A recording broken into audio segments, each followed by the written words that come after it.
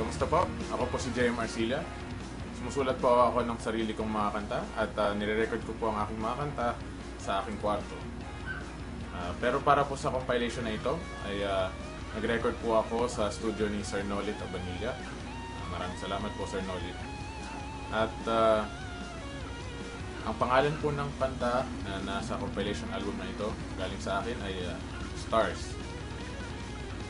So ito pong kanta po na Stars ay sinulat ko po nung mga 2010 pa. So mga 5 taon na nakakaraan nun. Tungkol ho ito at para sa kasintahan ko po nung panahon na yun. Nililigawan ko pa lang po siya. Kasi po nung panahon na yun, mahilig po ako mag-aral ng astrology. Medyo interesado po ako doon.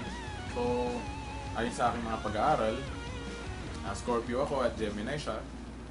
So according sa astrology, hindi po kami dapat magkakaroon ng romantic relationship na maayos, magiging magulo ho. Tapos isang gabi ho na nasa labas ho kami, medyo maliwanag yung mga bituin. Naisip ko, bakit naman kami magpapadikta sa sinasabi ng mga bituin? Ang lalayo nila, dito naman kami. Kaya namin gumawa ng sarili namin future. So yun po naging inspirasyon ko sa kanta kong Stars.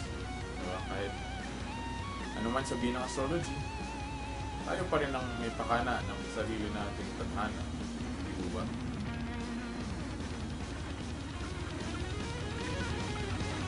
Kaya po ako sumali sa Wongski Prod's indie compilation ay unang-una dahil gusto ko pong maipalaganap sa mas malaking audience ang aking musika.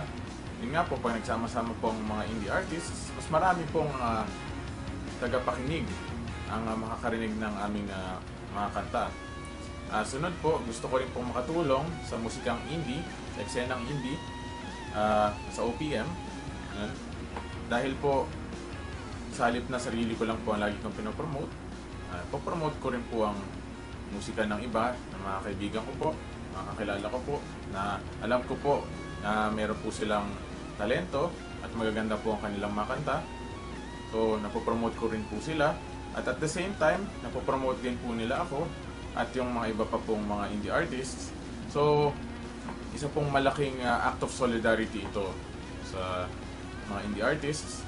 At yun nga po, sa tingin ko po, yun lang po ang talagang kailangan ng musika dito sa Pilipinas, ng music industry sa Pilipinas, ang magtulungan po talaga ang lahat.